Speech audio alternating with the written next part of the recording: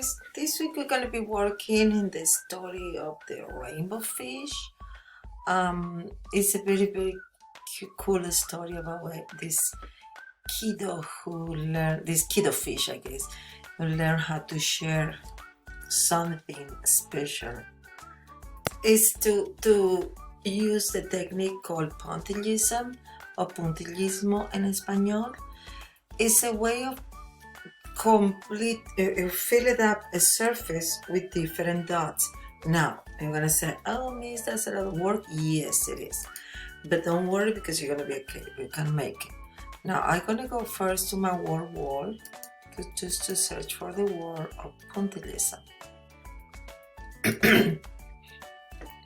Now it's a technique of painting in which is very small dots of color, and then we apply patterns to create an image. Now if you see this painting from Mr. Signac, the Serrat, I'm sorry, he's the one who made this painting. It's a technique from the late 1800s with so many little dots. And this painting is big. I don't remember exactly the size, but it's really big.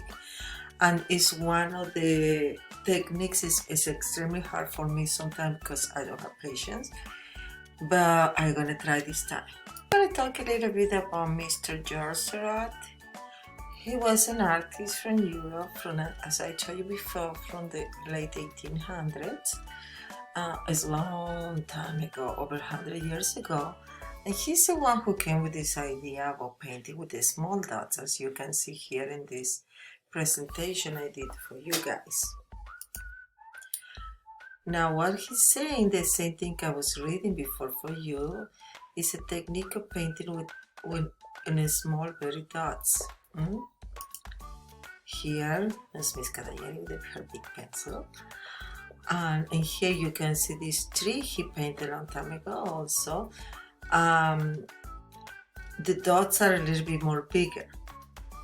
It depends on the size of the paintbrush you're using. Now, the whole purpose of this technique is, as it says over here, it relies on the ability of the eye. Our eye, the way we see things, we have a tendency of blending because it's very difficult for the eye to see each little dot in this area, see? In each area they painted with green, yellow and blue. And then a blue, it makes the color darker.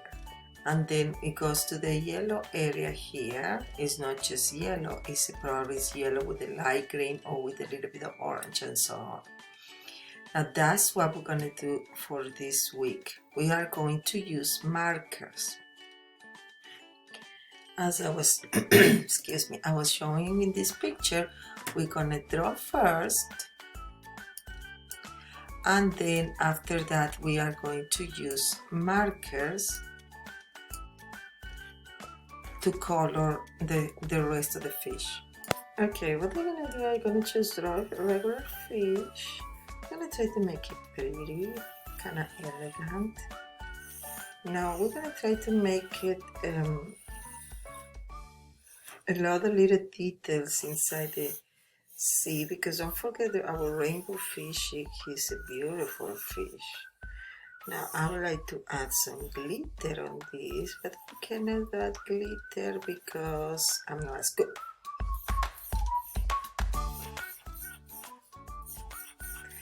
Now all those little details we are going to use a Sharpie or regular black marker or maybe a blue marker, so I can add all the thingies around the sea. Now since this one is going to take me a while, I cannot finish this one tonight. Just gonna start a little bit. Now for the water, what we're going to do, I'm going to use different, wherever available colors you have for the water, because I'm going to have to blend colors. Now you can use small dots like this, you can use little lines, or you can use the white part of your marker. Now I'm gonna just do mine with the white part, so the conic part of my mark. So I'm gonna go all the way here, putting the color very gentle. Now don't try to make it too big, just very short and white. You can do this way also, like a little lines, or you can do just a dot like this. Now I'm gonna do dots, so I'm gonna do these things like this.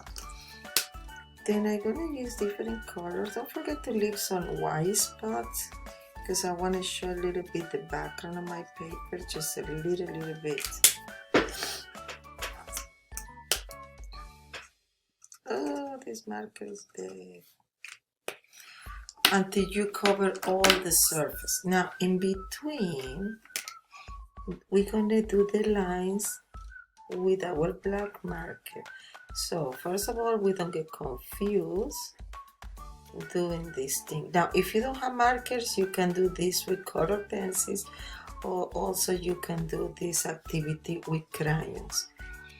Now it's gonna be a little bit different because the color pencils and markers and crayons, I'm sorry, they're gonna leave a different path or a different mark on your paper. Have fun!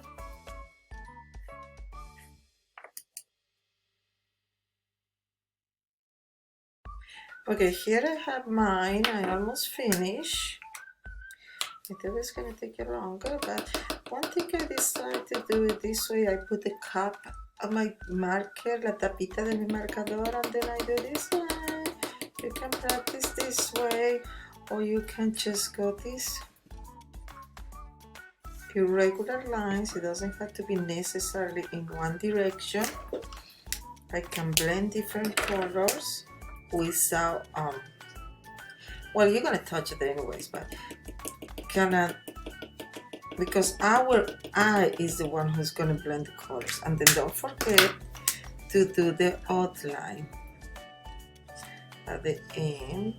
Now if you want some areas to be darker, you're gonna make the dots a little bit more closer.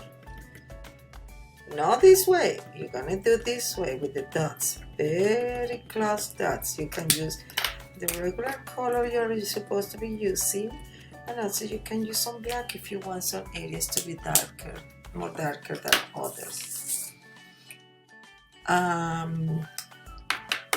Anyways, if you have any question, you already know, send me an email or text message. Thank you guys.